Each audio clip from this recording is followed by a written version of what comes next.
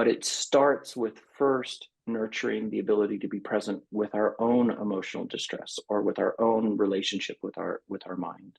And then we can be present with others' minds. Because the truth is that when somebody's in that reactionary space, maybe a traumatized partner is yelling, or a identified addict is flooded with their shame and they're yelling, right? That's the mind. That's not necessarily who they are.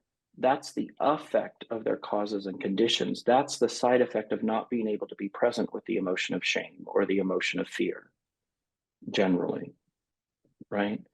And so if one can be present with those, then what they can say is, I really want to yell at you right now because you've betrayed me. However, I understand that what's driving that is I'm terrified because I don't know what to believe anymore, which is a far more skillful way to express what's going on than one driven through reaction. Mm-hmm. So I have a question, because I can almost, hear and feel partners saying, wait a minute, are you saying then I should be mindful and go with what the addict's presenting? If he's gaslighting me or she's gaslighting me, I just am mindful of it and don't react, and right, that kind of thing. I can hear them. Yeah. So so when does then the mindfulness go into perhaps making a mindful decision? Yeah, that's beautiful. And what I would share first is, whenever anybody's being gaslit by another person, no, don't go along with it. Absolutely not. Trust yourself. Trust that inner compass that's telling you there's something awry here. What we would do in the mindfulness, though, is we'd be able to observe the gaslighting, notice what we're feeling, and then say in response, now that you've said your little thing, whatever you've said, I feel, it's very clear you're gaslighting me. B, I'm angry about that. And as a response, C, I'm going to follow the boundaries that I've asserted when I said I will not be gaslit anymore, and here are those boundaries, and that's what I'm employing. And I've got all those things, but I mean, I know it's so much more than just saying, you just need to let go of your fears and let go of what you think is going to happen in the future and get in the here and the now and just trust your gut and go from there. It's going to be fine. Yeah. How, I mean, the people that are listening to this and they're saying, that sounds great. No idea how to get there. Yeah. How do we get there? So that is a wonderful question, right? And what I would say is we're all on, I've never met anybody who's floating on their cushion. And if you ever do meet anybody who's floating on their cushion is just forever mindfulness, please let me know, because I'm going to have to hire them to teach me.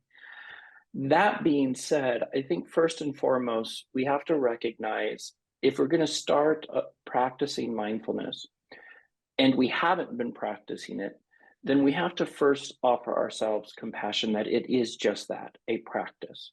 Mm-hmm. And if we've been practicing living our life in a reactive manner for 20, 30, 40 years, at least give ourselves a third of that time to get habituated to not living that way. So that's kind of the first thing, is to approach it with compassion. Because that's wonderful. How does mindfulness help? So I'm in the here and now. How does that, and I have all kinds of ideas, but of course I'd like to hear from you. How does mindfulness help people? Yeah.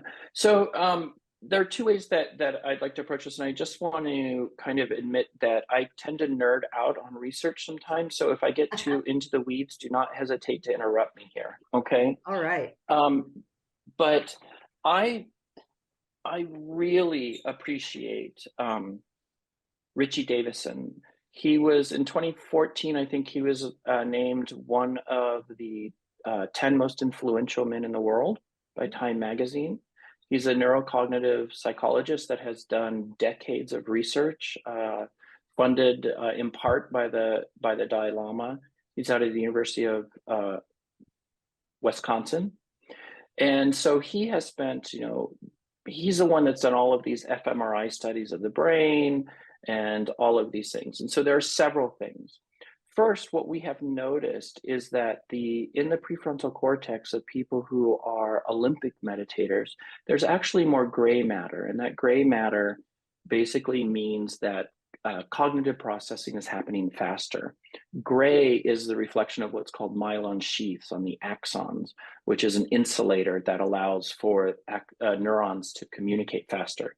And an axon is part of a neuron.